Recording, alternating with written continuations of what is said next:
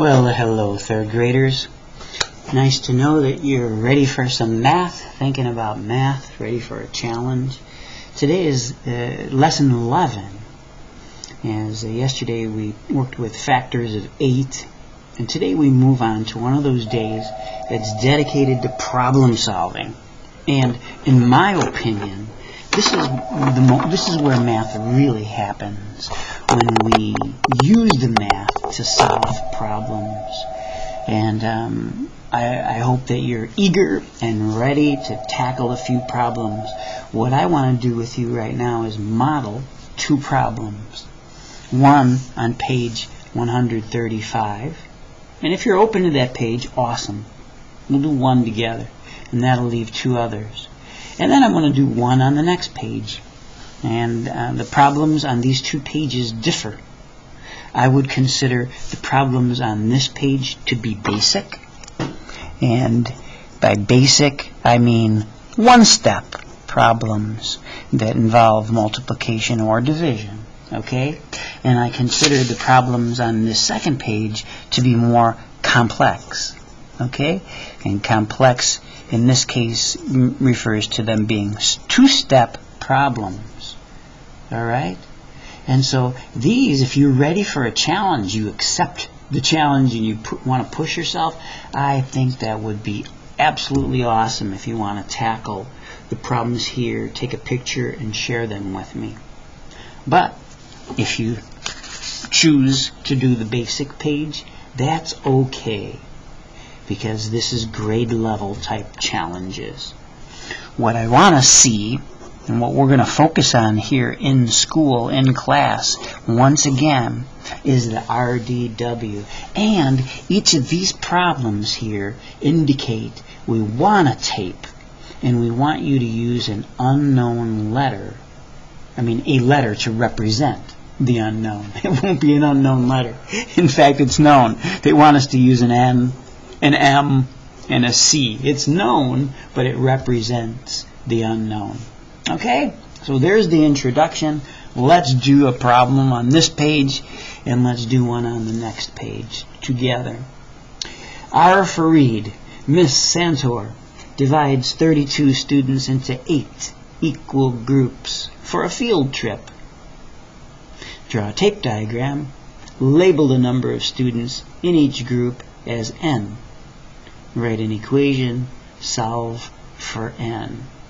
Alright, it might look like a lot, but basically it's like many other problems that you have been very good at solving. The whole tape represents the whole. Do we know the total? We know there are 32 students. Indeed, we know the total, right? 32 students. What else do we know? 8 equal groups. Well, we know how many groups.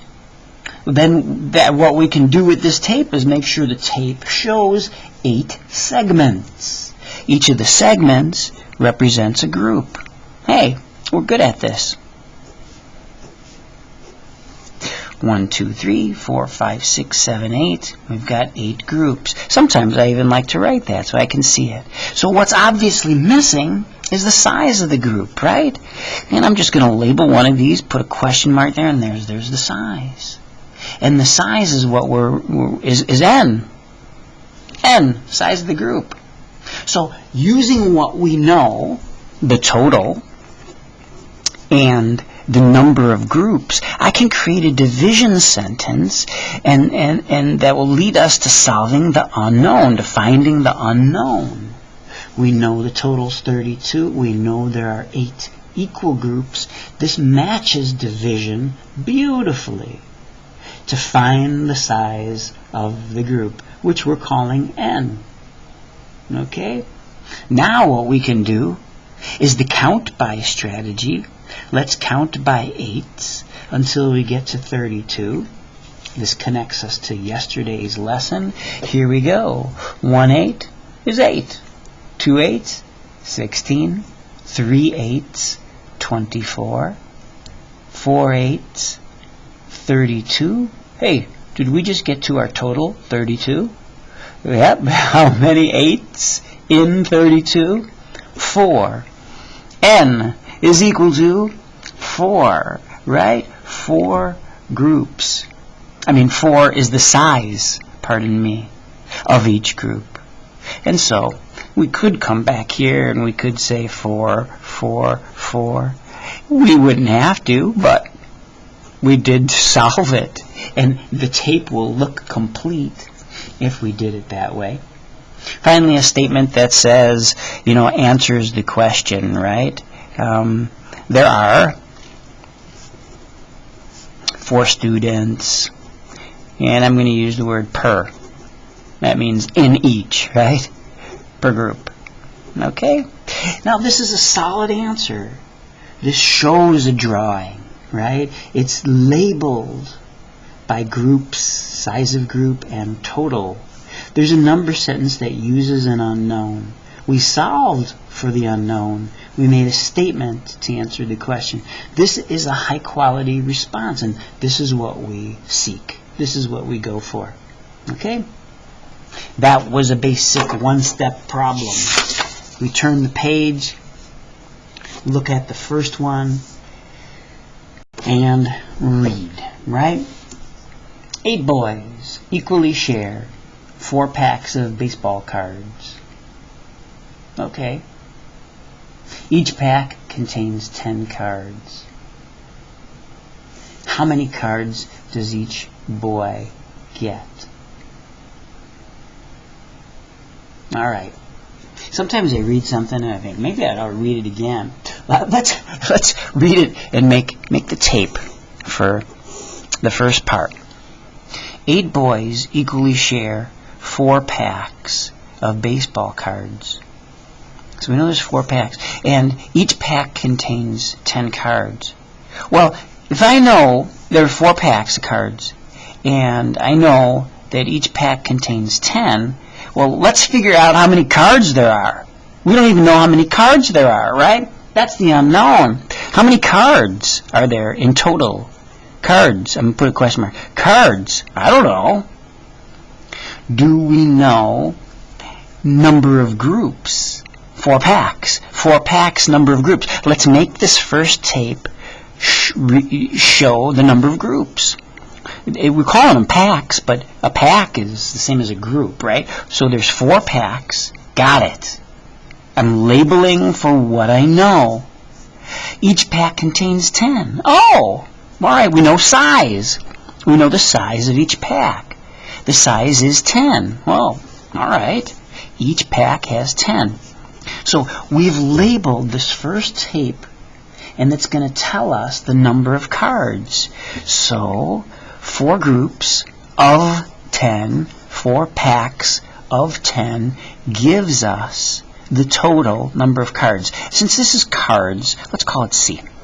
Right? And you know this fact. 4 times 10, right?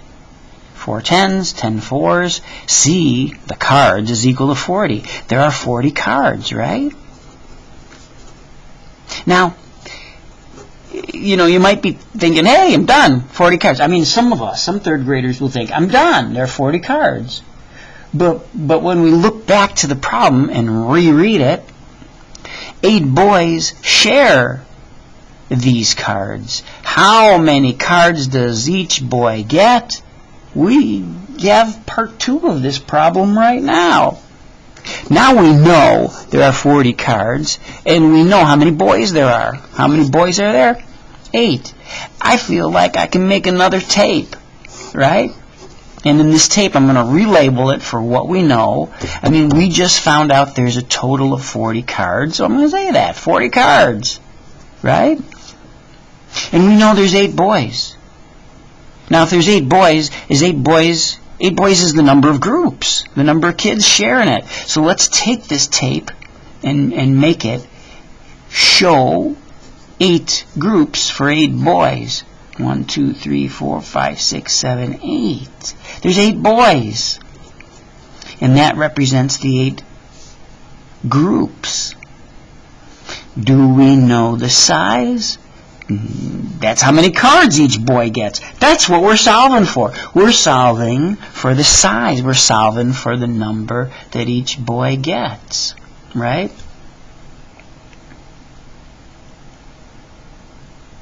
And I'm just thinking, what would be a good letter to represent the unknown? Let's just use N. Number of cards, N. That's what we seek.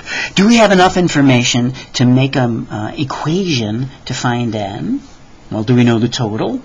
Yes. Do we know the number of groups? Yes. Then we can create this sentence using our friend division to find the answer.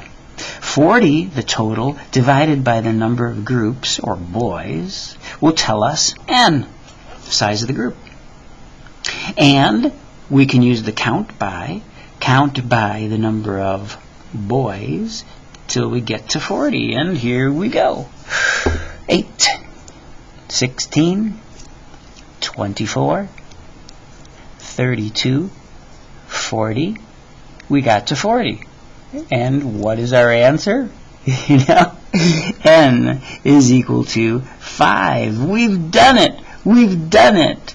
We've found an answer. How many cards does each boy get?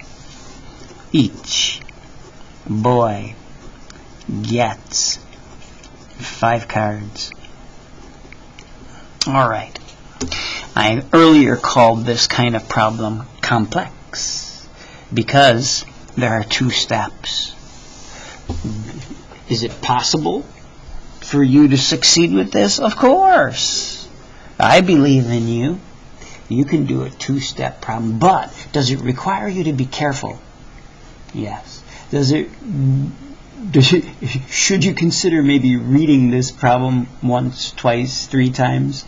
That helps me. I don't know if it'll help you, but I need to reread it just to understand, what do I know and what am I trying to figure out? All right? So if you want the challenge today, these are the 2 problems that you could tackle and send me a picture of, right? That's the super challenge. If you want the basic challenge, you can do this page and solve these 2. All right? Up to you. Best wishes. Use that beautiful math brain of yours and enjoy the challenge. So long.